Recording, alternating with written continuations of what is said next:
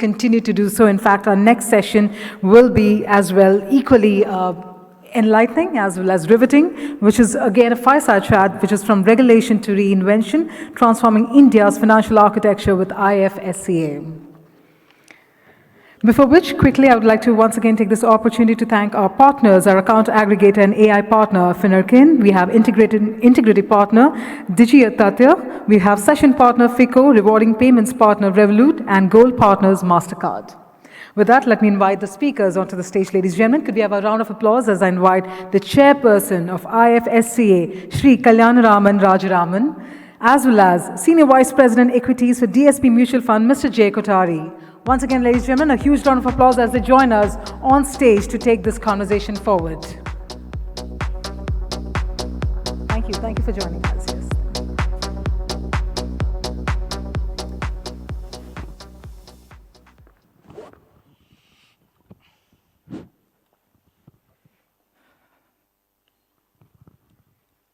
Good evening, ladies and gentlemen, and a warm welcome to the Global Fintech Fest 2025 and this very interesting session on regulations to reinvention and how IFSCA, or the International Financial Services Center Authority, is going to play a transformational role in getting the entire financial architecture and integrated into the global financial systems.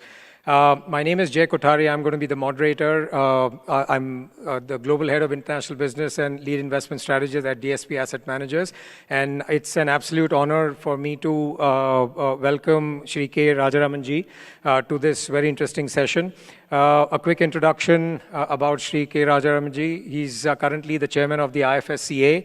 Prior to that, he spent 35 years with the government and in his pivotal role in the telecom secretary, as the telecom secretary, and also has transformed the telecom regulations and overlooked also the 5G spectrum, which allows us to seamlessly kind of use our mobile phones. Thank you, sir, for that. In terms of going ahead, he's also been entrusted to have a lot of other regulations which already have been kind of announced over the last couple of years. So welcome with that. But just before I get into a formal Q&A, I just wanted to give you a couple of very interesting statistics about IFSCA, what they've achieved. So currently, IFSCA has almost 1,000 entities across banks, capital markets, fund management entities, insurance companies, ship leasing, fintechs, aircraft leasing. They've worked on 34 regulations and 15 frameworks over the last couple of years, and in line with global best practices, which is commendable. Other than that, they also have 190 funds, or the FMEs, in the GIFT City, 19 insurance companies, and 34 and 30 aircraft and ship leasing companies. So these are just interesting statistics which I thought I should mention. And if you just kind of tie this in with what India has to offer. So as you know, India had done almost 184 billion UPI transactions last year. India consumes 600 million terabytes of data every year. In fact, in a quarter, India's share of digital payments globally is 46%, followed by Brazil, which is 15%, and China, 9%. And lastly, a very other important point is that, and why this is a big opportunity from an IFSCA standpoint, is that 500 startups have been registered offshore, and the idea or the challenge will how to get them back into India. So let me straight away kind of also go into a couple of show of hands so that I can get the audience in. How many of you know that IFSCA has the power of 4 regulators: SEBI, IRDA, PFRDA, and RBI? All right, a few. Okay, how many of you really believe that regulators are moving faster than fintechs these days? Very few, sir. We take this as a challenge, and I can vouch for it, being in IFSCA, that they're one of the fastest regulators we worked with. And lastly, how many of you really believe that global fintechs will move to the GIFT City over the next 5 to 10 years, away from Singapore and London? Again, a few of them. So, okay, with this, sir, let me ask you the first question. That IFSCA is relatively a new regulator, yet it has the mandate of shaping India's financial entire integration with the global financial ecosystem. How do you see that shaping up over the next 5 to 10 years? Thank you, Jay, I think, for the lovely introduction. If you look at the structure of IFSC, because I mean, people ask us all kinds of questions. Is IFSC a tax haven? Is it a shell jurisdiction? So all these kind of questions come to us. So let me answer this by saying that IFSC was conceived as a platform for creating something which is an alternative for direct investments into India. I think. So there are foreign investors whose business models also look at some kind of regional play. So when such kind of foreign investors come operating from out of domestic India would be a challenge because of the foreign exchange and conversions and so on and so forth. So from that perspective, I think this is an additional option that we have created for foreign investors. The second thing is that it is not actually really a tax haven or some such thing. It is more a capital raise platform for India's 2047 journey. So from all these perspectives, I would say that IFSC has been structured very differently from, say, a Singapore or a Hong Kong or a Dubai for that matter. And if I may say in one line, I think IFSC is all about the India growth story. I think because IFSC's existence is about how we will be able to support, facilitate, aid, and assist India's growth story.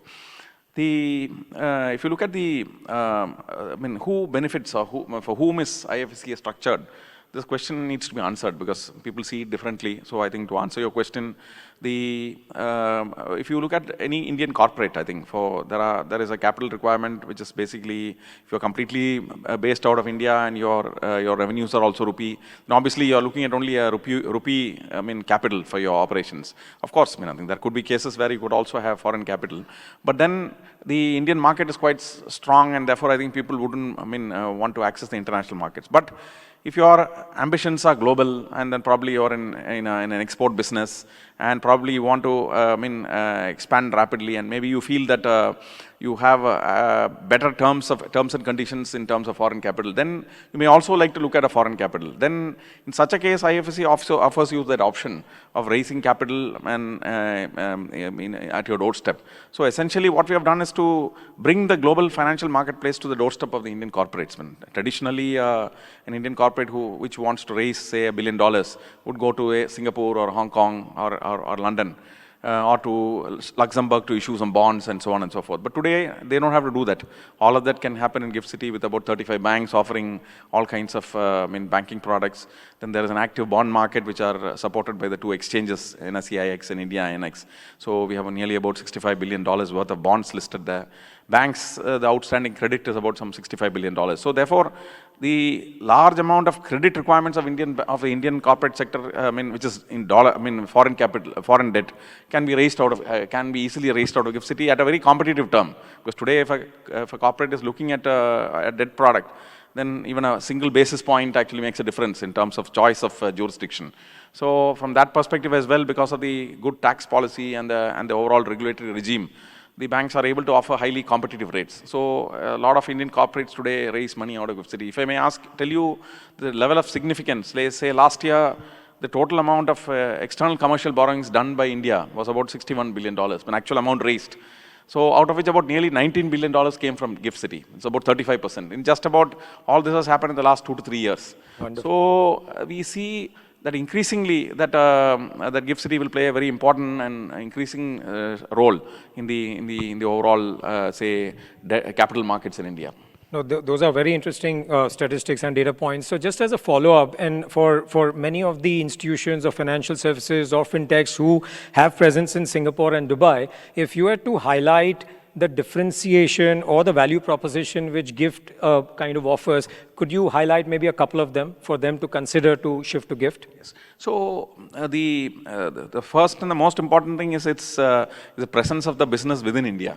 So being within India, whether it's in GIFT City or in Mumbai, offers a couple of advantages. One is, of course, a low cost of living. I think it's almost like cost of real estate or the cost of living is almost like, say, 1/4 to 1/5 of some of the large developed jurisdictions.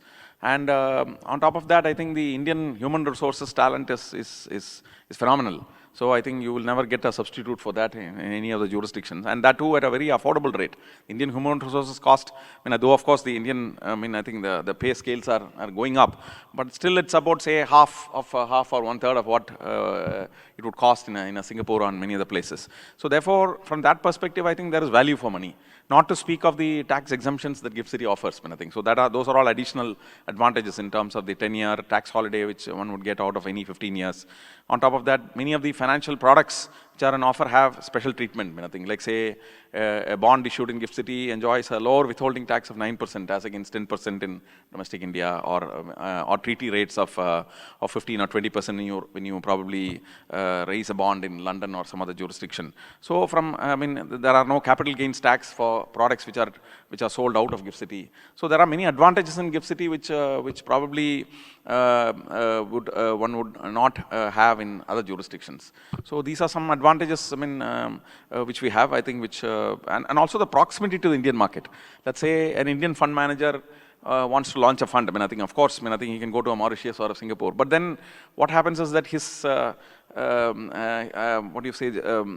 entire establishment gets distributed amongst various jurisdictions. There's a cost of travel, the cost of maintaining a separate establishment, so on and so forth. So all that is a thing of the past, with the GIFT City offering that proximity and presence within India.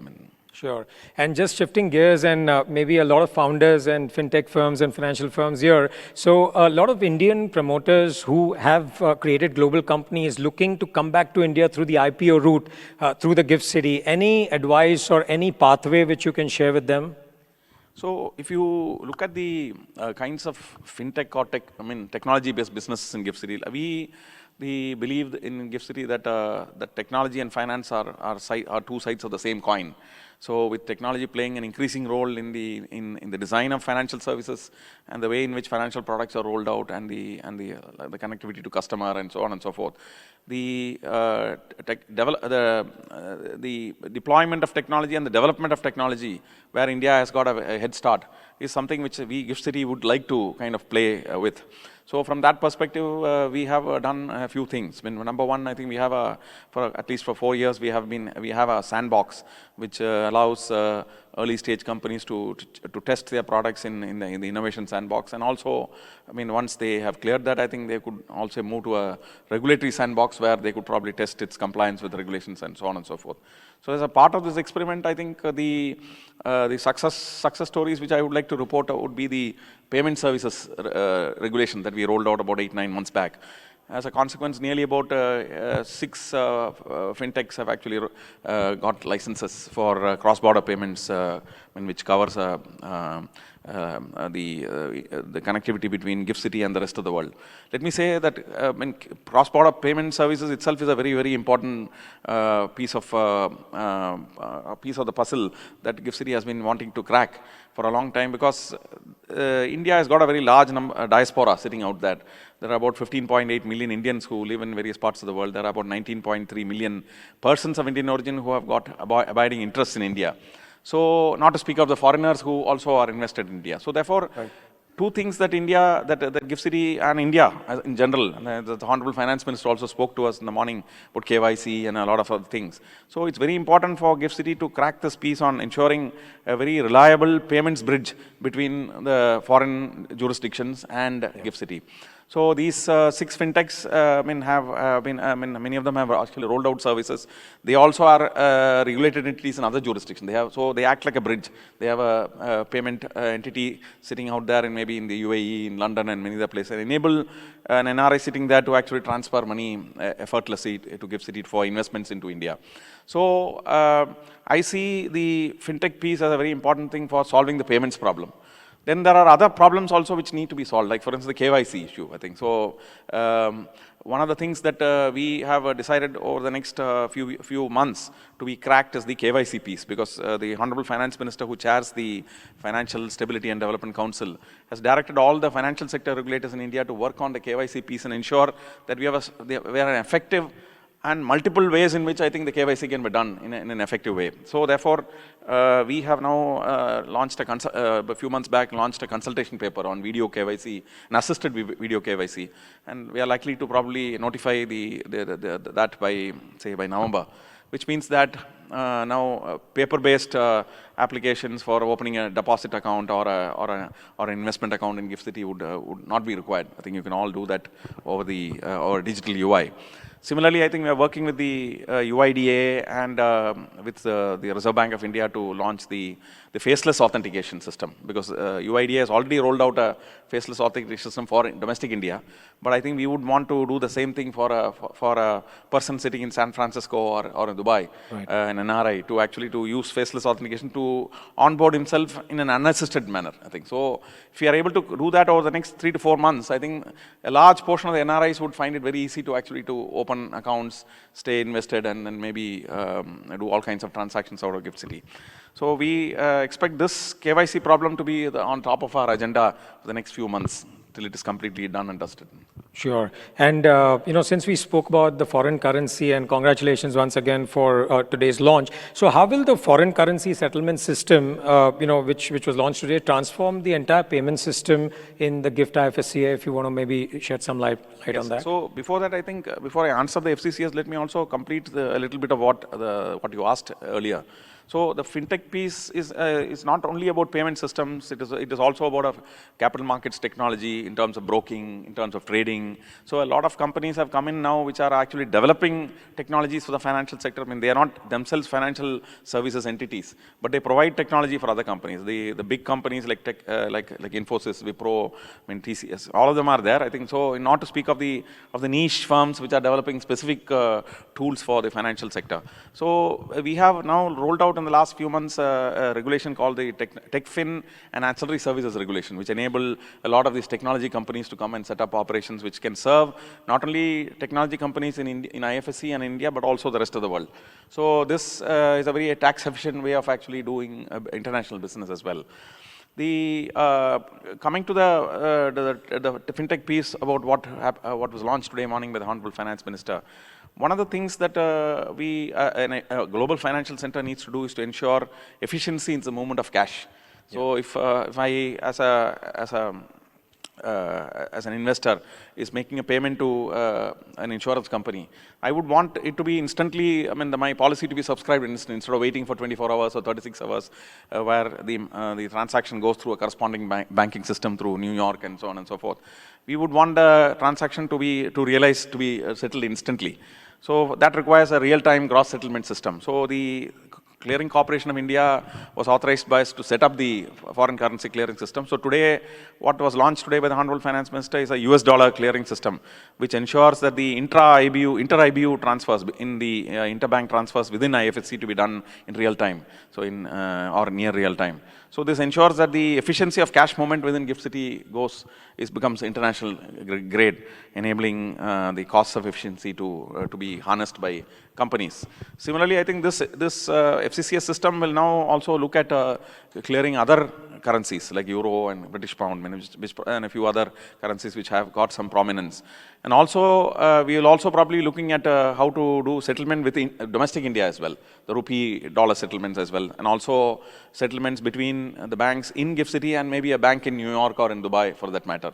So these are all things which might happen over the next 6 months, and that will ensure that the overall ecosystem supports efficiency of a high order. Perfect. And just again, shifting gears in terms of the sustainable finance, green bonds, ESG, environment, social, corporate governance, so that after picking up steam maybe 5-10 years back, most recently post-war, it kind of fell off. Any thought process from an IFSCA's point of view in terms of embedding this sustainability into the regulatory framework? So, before I answer this question on what we as a regulator would do, let me say that India's commitment to green has always been high, and despite the last several months of I would say uncertainty in the markets and a pullback from many international financial sector companies because of certain pressures, I would say that a part of the world still subscribes very strongly to green and sustainable, and India is one of them. A lot of Europe, the East Asian countries, including China or Australia and many other countries, are very strongly behind renewable energy and also the green ways of doing business. And India has been standing out because of its performance in the commitments that the Honorable Prime Minister has made as part of the COP'29 and so on and so forth. Our performance in commissioning renewable energy has been sterling. I think we have done out of 500 gigawatt of renewable energy announced, nearly about 240 gigawatt has been commissioned. I think. So I think the rest of them are under various stages of commissioning. So as part of a financial sector regulatory framework, our job is to actually support the renewable energy and the sustainability agenda of the government. So what we have done is threefold. Number one, in 2021, we gave a directive to the banks in GIFT City that at least minimum 5% of their lending shall be for green sustainable purposes. So as we stand now, all the banks have put in place policies, and nearly about $3.5 billion worth of credit has been advanced by them for green, social, sustainable purposes. The second leg are the green sustainable bond framework. So as part of our capital market regulations, we have a green, social, sustainable and sustainable lending bond framework, wherein we have adopted internationally acclaimed frameworks. Like for instance, India still doesn't have a taxonomy, it's still under development. So what we have done is that we have recognized the ICMA Green Bond Framework, the Climate Bond Initiatives Green Bond Framework, the EU taxonomy, and so on and so forth. And issuers are free to adopt any of them in issuing green bonds. So far about $15 billion worth of bonds have been, green bonds have been issued, GSS plus bonds have been issued out of the GIFT City and listed on the GIFT City exchanges. So we expect this to grow, I think, and we also have a ESG fund framework, I think, where we have a strong disclosure framework to ensure that the use of proceeds are properly done, and also the reporting systems and the disclosures to the market are made in time, in periodic basis. So all these efforts are being strengthened further. Recently, what we did was also to release a transition bond framework, because there are many large companies like power companies, cement companies, etc., which will require capital for moving their process to green or to orange, I think, if not green entirely. So for that, I think we intend to support them through a transition bond framework, which will enable companies to issue transition bonds to the market. And just conscious of time, just maybe a couple of last questions is, since fintech firms and promoters here and who have registered themselves outside India, so messages to both people who have registered outside India and the new firms which are looking to register within India, any advice for them, any few pointers you would want to leave for them? So, I would say that we in GIFT City are here to create options for investors, I think. So if somebody has got a completely global play, then probably sitting outside would make a lot of sense. But in GIFT City, what the advantages would be is that if you're doing a lot of international business, then obviously GIFT City is a place. Like for instance, you're in cross-border payments. So that would be the place where we can do business in a very, cost-efficient manner. Similarly, I think there are a number of fintechs, like say those who are probably in modeling, in probably doing technology development for other large financial institutions like banks, etc. You do say AI-based models for underwriting services for insurance companies or reinsurance companies. A lot of this can be done out of GIFT City, through using the TechFin and ancillary services framework. So I would say that, if your business model fits the overall regulatory frameworks in GIFT City, then you are welcome to GIFT City. I think there is also another way in which I think people can actually be in India and at the same time doing global business. Our finance company framework allows you to set up holding companies. So therefore, if you are, say, having a fintech in Singapore, maybe a fintech in Australia or some such thing, then maybe the holding company can be set up in GIFT City as well, I think, where our finance company framework enables you to do that in a very tax efficient manner. So, and provide you with the same tax benefits that which I just mentioned, which includes a 10-year tax holiday with over any 15 years. So there are different ways in which I think you can probably come in. So we would, and let me also say that we are an agile regulator. So, I would say that we are a regulatory startup or a startup regulator, because, I think we have combined functions of all the 4 financial sector regulators in India, and we believe that if we have to compete with the rest of the world, then our regulations have to be completely aligned with the rest of the world, so which we have done in a large measure. So there may be some parts of our regulation which still may require some catching up. We'll be very happy to, to interact with a lot of you, I think offline, So we can be reached at www.ifsca.gov.in. So please drop us a mail, and I think we'll be happy to have a conversation on what we can do for you to see whether there's something part of our regulation which can probably afford some modifications to support your business framework. Of course, we will remain a financial services regulator. So therefore, I think a complete deviation from that would not be possible. Like say a healthcare startup or say an e-commerce startup may be out of place there. But something which has got nexus with the financial services will certainly be something which is really welcome. And just the last rapid-fire question, GIFT City will attract more global fintechs than London and Singapore over the next 10 years. Your thoughts? I would say that could be a possibility because of the fact that we have the India growth story. We don't have a story of our own.